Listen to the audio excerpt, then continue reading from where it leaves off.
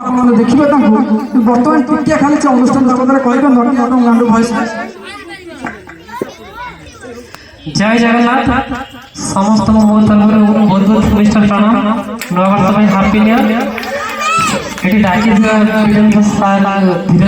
सार को मो धन्यवाद जनाऊँ माध्यम उपस्थित हो पार्टी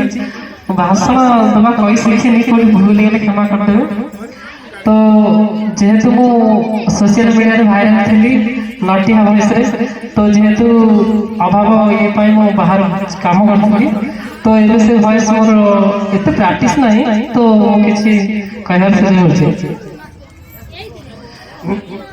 घर को जे एते निकल को होछ आस्ते तो गाड़ी रे औती घंटा गाते अल्लाह लतिया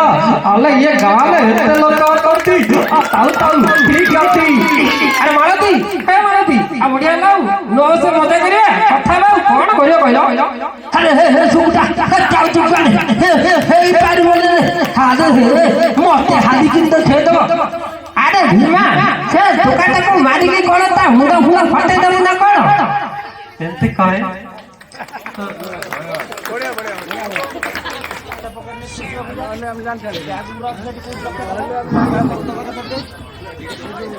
बर्तमान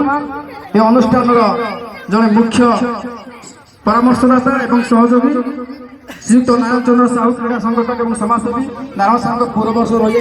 नलु तेणु जहाँ सार पहुंचे सार को निश्चित सार